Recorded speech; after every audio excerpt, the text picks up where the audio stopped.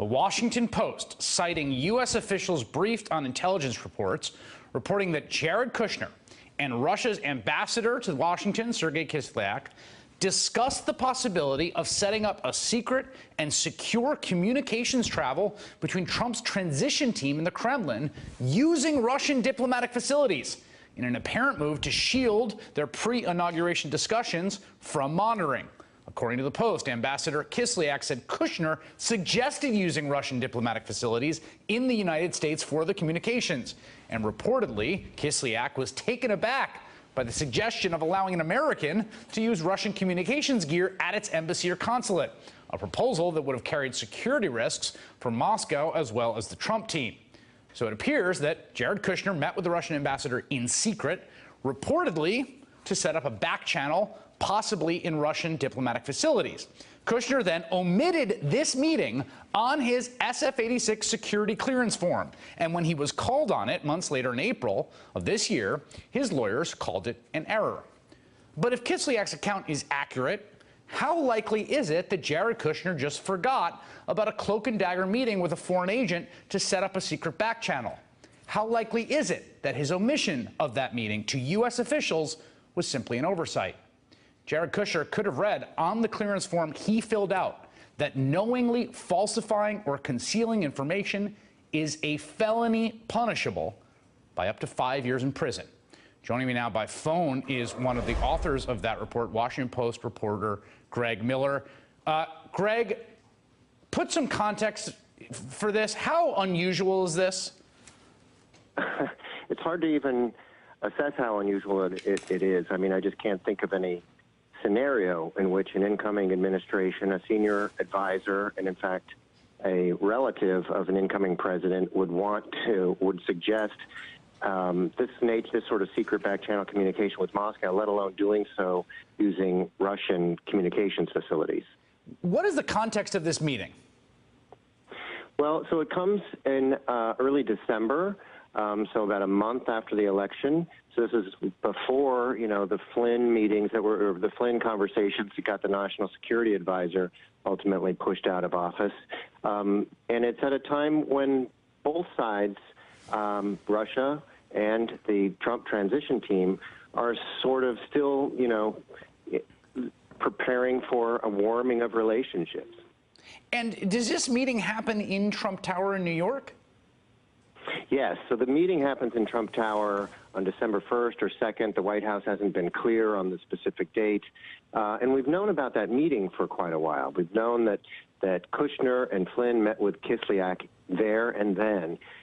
We didn't know until tonight that they had discussed in that meeting setting up a secure, secret separate channel for communications coming out of that session. And we know that your reporting suggests, based on intelligence intercepts of a report on the conversation that Kislyak sent to other Russian officials. Is that correct?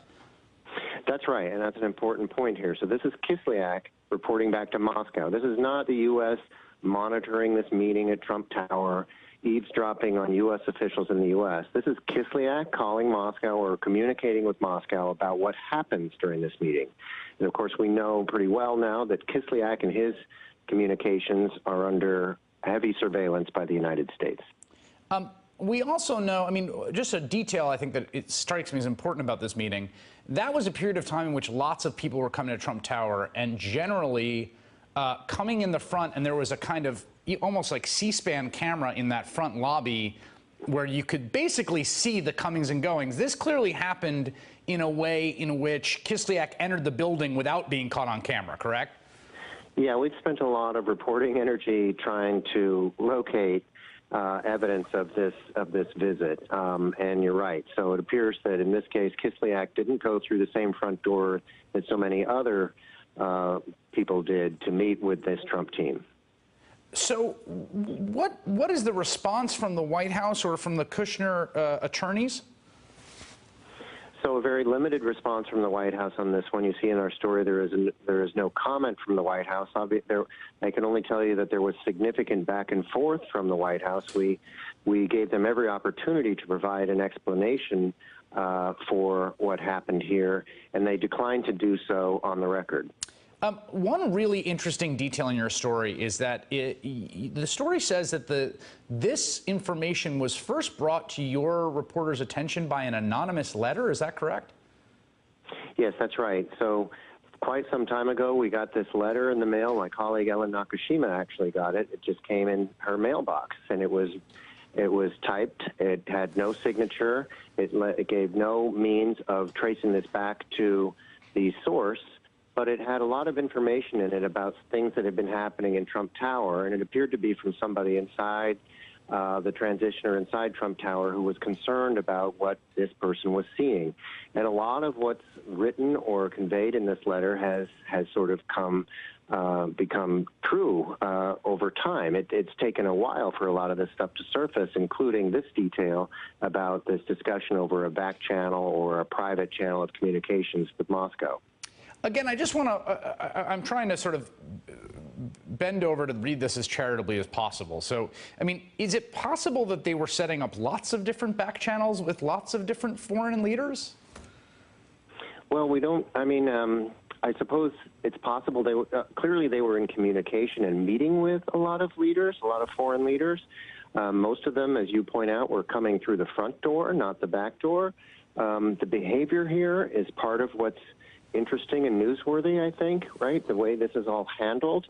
And I mean, the context here, of course, is that these are meetings with Russian officials just weeks after an election that Russia had spent months in an unprecedented sort of campaign attempting to upend or interfere with.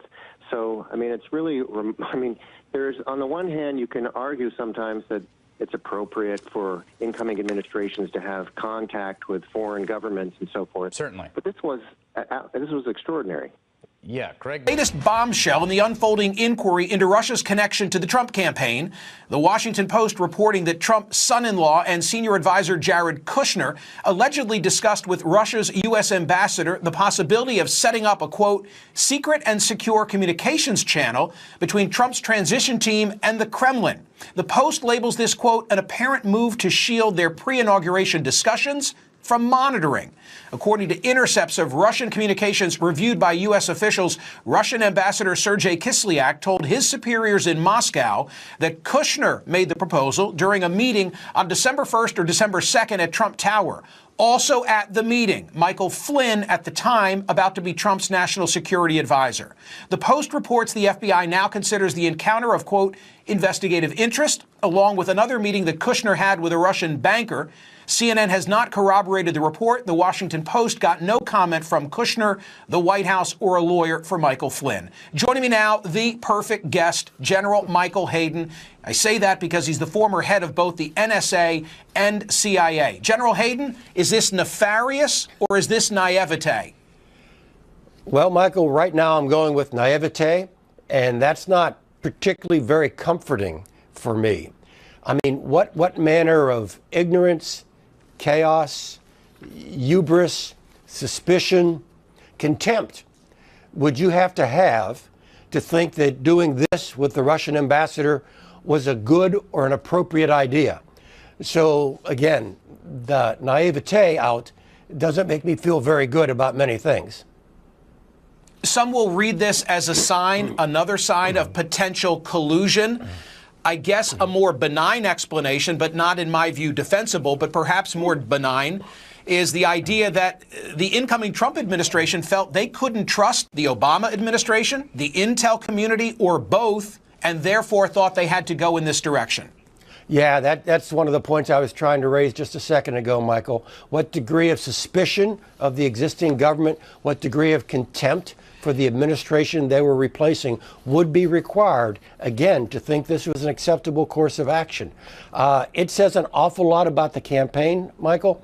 It says an awful lot about us as a society, that we could actually harbor those kinds of feelings, that the organs of the state would be used by my predecessor to come after me or to intercept my communications or to disrupt my administration in a way that made it seem legitimate to me to use the secure communications facilities of a foreign power. No, by the way, a foreign power that some in government alleged you were cooperating with to affect the American election. So here you are willing to risk the perception of secret communications with your alleged co-conspirator because you feared the existing government so much. Boy, Michael, that suggests we're in a really dark place as a society.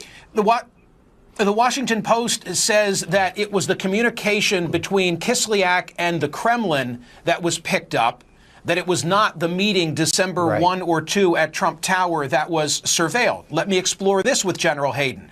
Is it possible that Kislyak was lying and that this was part of a disinformation campaign? That's not a question I would have asked, but for the report this week about Jim Comey as the FBI director having to deal with misinformation pertaining to Loretta Lynch. Yeah, always a possibility, Michael, given how much manipulation the Russians were doing, how much fake news they were putting out there. By the way, fake news that some members of the Trump campaign were then pushing out forward into our own information sphere. My instincts here, Michael, no, they weren't. This is probably Kislyak reporting to home base along the lines of, Anatoly, you won't believe what they just brought up to me. Because I think this was perhaps as off-putting to Kislyak as it is to you and me. It goes so far out of the norm that he was probably shocked by the request as well. I take it that this is unprecedented, General, that there are no such side arrangements for any particular nation where an administration sets up a back channel like this going through that organ of the state as a means of having dialogue. No, this is off the map, Michael. I know of no other experience like this in our history, certainly within my life experience. But, Michael, can I add one additional footnote to a subplot you and I have talked about in previous exchanges?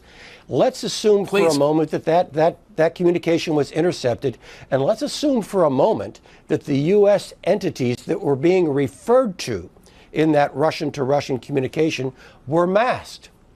Now we might begin to understand why the National Security Advisor, Susan Rice, might ask for those identities to be unmasked so that she can understand the intelligence value of that conversation. Makes sense to me.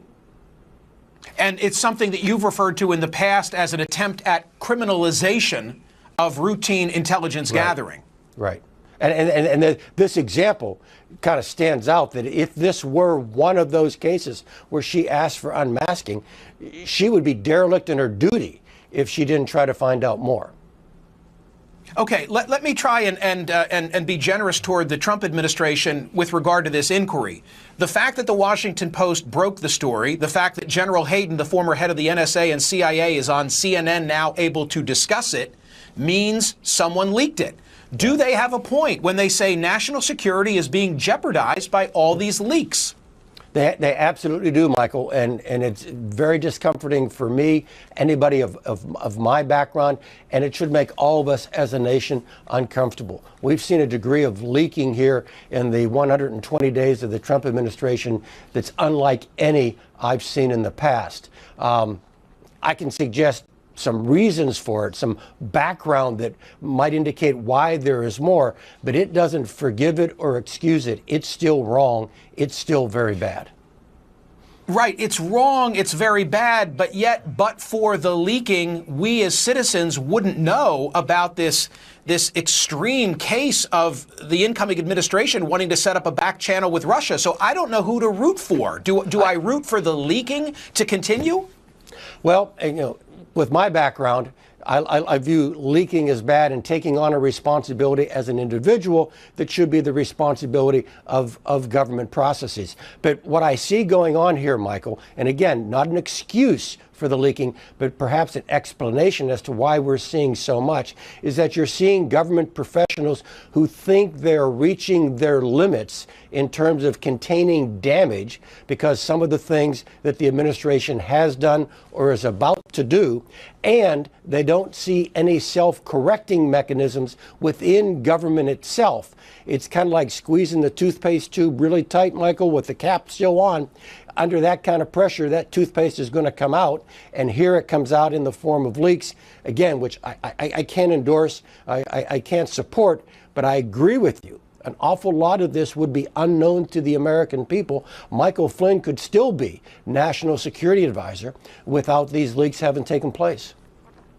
My final observation, because when I gave you at the outset a choice between naivete and nefarious, you say thus far you're going with naivete. General Flynn was in the room. You could say that Kushner was naive, but Flynn had been around the track. Surely he had to know how extreme this was.